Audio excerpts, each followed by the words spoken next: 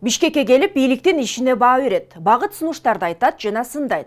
Же сындабайт, кол чаап, колдоп, чай ичип, эт жеп алып эле кетет. Сөз курултай тууралуу болуп жатат, саламатсызбы? Бүгүн Конституцияга өзүнчө институт катары киргизилген курултай тууралуу сөз кылабыз. Курултай деген сөздү укканда эле бийликке нааразы болгон оппозициянын жыйыны катары кабыл алып калганбыз. Бирок түрк тилдүү элдеринде жалпы элдик жыйын дегенди билдирип, маанилүү маселелерде курултай өткөрүшкөн.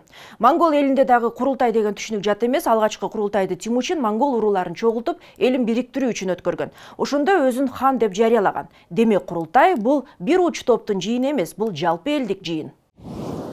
Өздөрүнүн тууган туушкандарын, партия мүчөлөрүн, тилектештерин чогултуп алып курултай деп атоого болбойт. Ал үчүн бүтүндөй аймактардан өкүлчүлүктөр эл тарабынан шайланып келиши керек. Аларда маанилүү маселелерди чече ала турган адамдар болуусу керек. Жөн эле курултайга барам деп көчөдөгү эл чогула бериши туура эмес болуп саналат.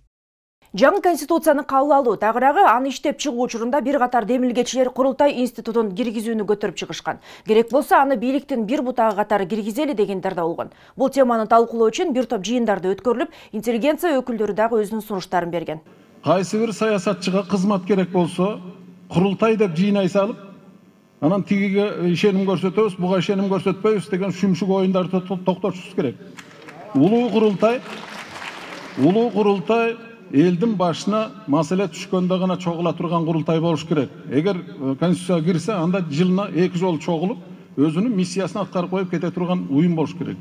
Башка каалаган киши каалаган учурда чогултуп алып, анан курултай деп кыйкырбай турган бир эмеге түшүш керек. Эми курултайды президент чогултат. Кандай чогултат, кимдерди чогултат белгисиз. Курултайдын ишмердүүлүгү да кандай болот, азырынча эч ким айта албайт. Анткени конституцияга кыскача 2 гана пункт менен киргизип коюшкан.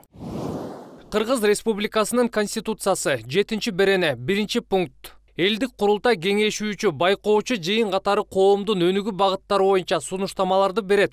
2-пункт. Элдик курултайдын уюштурулушу жана ишмердүүлүгү Конституция жана конституциялык мыйзам менен аныкталат.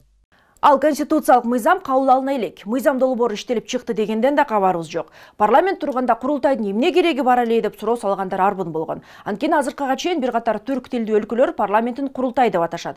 Бизде жогорку кеңеште да эл тарабынан шайланган өкүлдөр отурат. Ошол жерде маселелер талкууланып, чечимдер да кабыл алынат дешкен. Мындай пикирди убагында Садык Шерниязов да айтканы бар. Курултай деген бул эмне? Курултайды которсок эл аралык тилге. Бул парламентаризм. Ким каршы?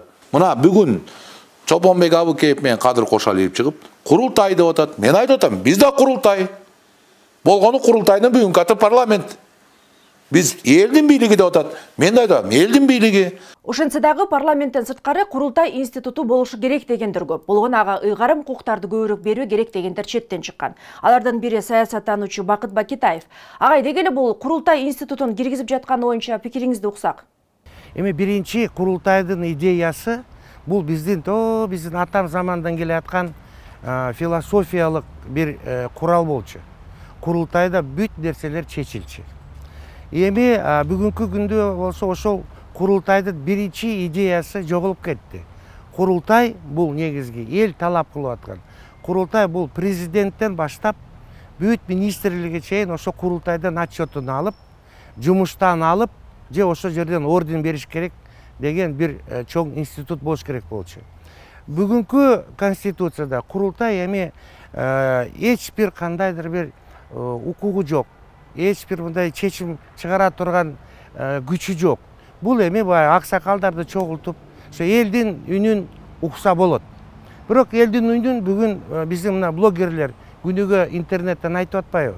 Ошол үчүн бүгүнкү күндө бул эми кандай десем, баягы эле биздин аксакалдар чогулуп ошол жерде келип акыл насаатын айтып кетет. Башка бунун кандайдыр бир полномочиясы эмеси жок. Ошондо курултай чоң бир мамлекеттик институт болушу керек деп эсептейсизби? Курултайдын эң негизги максаты бул биздин президенттен баштап бүт өкмөт, жогорку кеңеш, сот бардыгына баа берүү. Ошонун баанын негизинде ошолорду эмкиде кандай иштерин, кадр маселесин ошолор чечиш керек болчу президенттен баштап. Мына курултай эң күчтүү курултай ошондо болот эле. Азыр ошо курултай ошол эмеси жок, мындай күчү жок. Ошон үчүн келип пикир алмашып кеткен бир чогулуштай болуп калды окшойт. Курултайды сөзсүз баш мыйзамга киргизүү керек беле деп суроо салгандар көп. Сиз буга кандай карайсыз? Эми бул эгер мамлекеттик орган болгондон кийин, конституциялык орган болгондон кийин ошондо кандайдыр бир күчүнө ээ болот. Эгер конституция жок болсо, бул жөн эле баягы коомдук ишмерлер чогулгандай болуп калат да. Бүгүнкү күндө курултайдын кереги эми бар, бирок күчтүү кылыш керек эле курултай. Бул эми дагы келечекте болот, анткени курултайдын негизинде, манас атабыздан бери курултай бул кыргыз элинин идеясы, кыргыз коомчулуктун идеясы. Ошон үчүн курултай дагы эле келечекте күчтөнөт. Бүгүнкү күндө болсо күчү жок. Бул баягы ушундай бир пикир чогулта турган бир институт болуп калды да. Убагында Курманбек Бакиев дагы элдик жыйын деп курултай өткөрдү эле. Бирок майнап берген эмес. Эмнеге? Эми Бакиевдин кезинде чогулган курултай ичинде оппозиция жок болуп калды. Ошон үчүн кайчы пикирлер жок болду. Аксакалдар чогулуп, бардыгы эле колдогондор чогулуп, президентти мактап, ошондой кайра тарап кетишкен. Курултайда ар бир элдин, биздин коомдун катмарынан өкүлдөрү болуш керек. Мына пенсионерлерден бир өкүлү болуш керек. Жана башка баягы мугалим, жана башка ошо өкүлдөрү келип, кандайдыр бир көз карандысыз ой пикирлерди айтыш керек болчу да. Эгер көз каранды болсо, анда өзүңөр билесиңер, мактап жакшынакай тарап кетет. Ошон үчүн курч пикирди айтыш керек.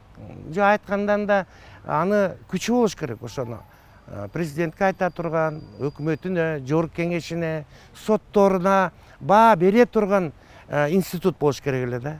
Азыр баа берет, бирок аны президент өзү кааласа чечет, кааласа кабыл албайт аны. Курултай керекпи же жокпу? Дежур аксакалдардын эле жыйыны болуп калбайбы деген суроо турат. Эми ал тийиштүү конституциялык мыйзам кабыл алынып, анан биринчи элдик жыйын өткөндөн кийин анык болот. Саламатта туруңуз.